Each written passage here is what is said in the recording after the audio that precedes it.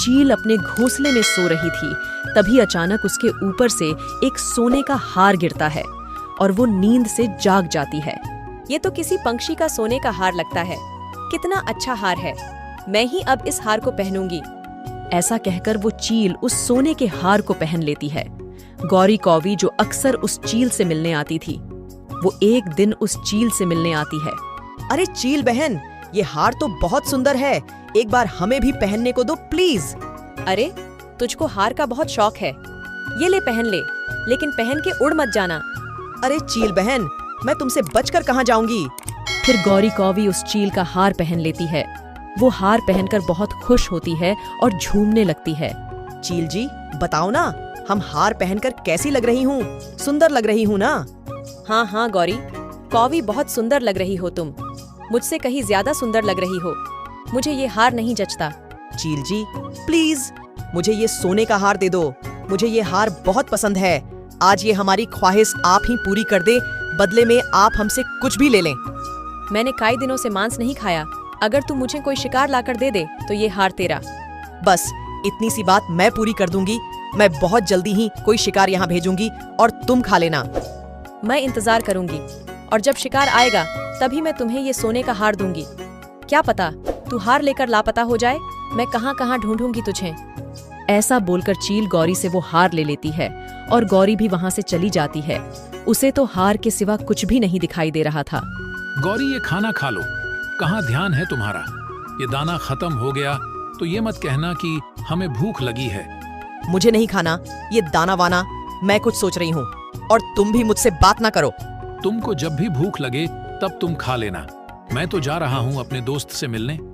इतना बोलकर कालू कौव वहाँ से चला जाता है। छोटा कालू भी सो जाता है। तब गौरी कौवी खुद से बड़बड़ाती है। किसी का बच्चा दे देती हूँ चील को, मिट्ठू का दे देती हूँ, लेकिन हरियाली तो हर समय अपने बच्चे के साथ रहती है। कबूतर का बच्चा भी नहीं ले जा सकती। मैं छोटा कालू तो सो गया है, अभी जाकर कोई शिकार खोजती हूँ मैं। कुक्कू, मेरे बच्चे, मैं भोजन लेने जा रही हूँ। आप घोंसले से बाहर मत निकलना, पूरा समय घोंसले में ही रहना। ठीक है मम्मा, मैं घोंसले में ही रहूँगा। आप जल्दी भोजन लेकर आना, अकेले मेरा मन नहीं लगता। ठीक है मेरे बच्चे, मैं दूर नहीं गई तो जल्दी ही आ जाऊंगी, आप घबराना नहीं। ऐसे में टुनटुनी अपने बच्चे को घोंसले में छोड़कर भोजन लेने के लिए जंगल को चली जाती है। इधर गौरी कौवी शिकार की तलाश में इधर उधर भटक रही थी। उसकी नजर टुनटुनी के घोंसले पर जाती है। मुझे शिकार मिल गया, टुनटुनी का बच्चा, इसी को दे आती हूँ चील को।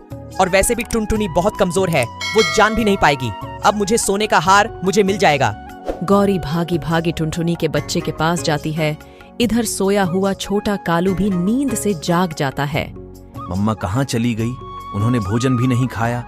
मैं मम्मा को खोजता हूँ, यही कहीं होंगी। ऐसा कहकर छोटा कालू अपनी मम्मा को खोजता हुआ घोंसले से बाहर चला जाता है। इधर गौरी कौवी टुनटुनी के बच्चे से कहती है, छोटे बच्चे, क्या तुम्हें ये फल चाहिए? हाँ गौरी आंटी, मुझे बहुत भूख लगी है, क्या आप मुझे ये खाने के लिए दोगी? हाँ हाँ बेटे, क्यों नहीं, आपके लिए ही तो मैं ये फल लेके आई हूँ। इसको खाओ और बताओ कैसा है। फिर टुनटुनी का बेटा गौरी से वो फल लेकर खा लेता है। आंटी, ये तो बहुत मीठा था, मुझे और खाना है। और खाना है तो चलो मेरे साथ, इस फल का पेड़ थोड़ी दूर है। नहीं आंटी, मम्मा ने बाहर जाने से मना किया है, मैं कहीं नहीं जाऊंगा। आपकी मम्मा तो भी वही गई है, उस पेड़ के पास। आप भी चले मेरे साथ, आपकी मम्मा आपको देखकर बहुत खुश होंगी। गौरी की ये सारी बातें उसका बेटा छोटा कालू भी सुन रहा था। मम्मा ने मुझको तो कोई फल नहीं दिया खाने को, वो टुनटुनी के बेटे को फल क्यों दे रही है, जबकि मुझे बहुत पसंद है ये फल।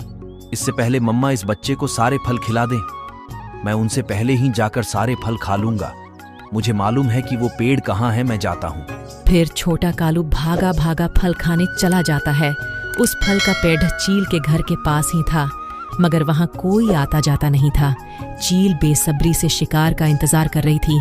तभी छोटा कालू उसे दिख जाता है। आखिर मेरा शिकार आ ही गया, मजे से खाऊंगी इस बच्चे को।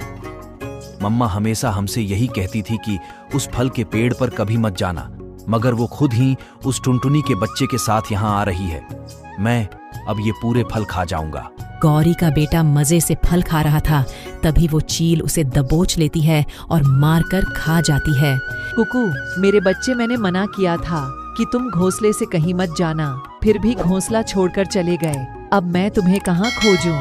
ऐसे टुनटुनी अपने बेटे को खोजने के लिए वहां से चली जाती है।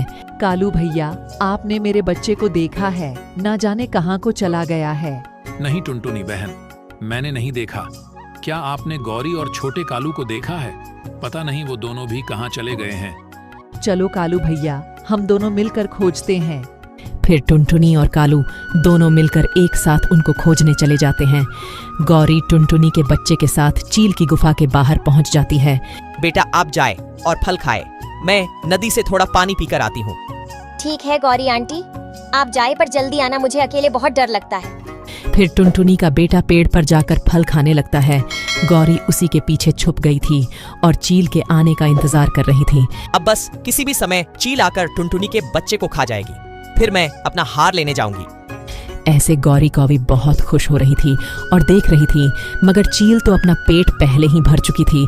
वो तो अपने घोंसले में सोई हुई थी। ये चील अब कहाँ मर गई? अब क्यों नहीं आती? वैसे तो बोल रही थी मैं इंतजार करूंगी, मगर अब देख भी नहीं रही, मुझे ही जाकर बताना होगा।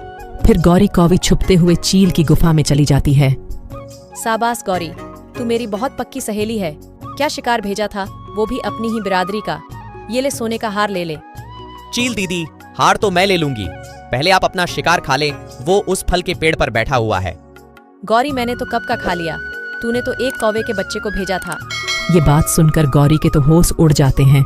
टुनटुनी और कालू भी वहां पहुंच जाते हैं। गौरी, तुम यहाँ क्या कर रही हो और हमारा बेटा कहाँ है? कालू, ये चील हमारे बेटे को खा गई। चील, तुमने हमारे बेटे को क्यों खाया? बोलो क्यों खाया? फिर चील उन दोनों को सारी बातें बता देती है। टुनटुनी अपने बेटे को लेकर वहां से चली जाती है। कालू गौरी भी अपने घोंसले में आ जाते हैं। सत्यानाश हो, उस चील का मेरे बेटे को खा गई। आधी रात को मरेगी वो। गौरी, वो चील तुम्हें ही खा जाती तो अच्छा था, भला मेरा बेटा तो बच जाता। तुम्हारे एक हार के लालच में हमारा बेटा चला गया। अब वो हार पहनकर सारे जंगल में नाचो। इस तरह से लालच के चक्कर में गौरी का बेटा उससे दूर चला जाता है। तो दोस्तों, इस कहानी से हमें सीख मिलती है कि जो गड्ढा हम दूसरों के लिए खोदते हैं, उसमें हम खुद ही गिर जाते हैं। आपका बहुत बहुत धन्यवाद।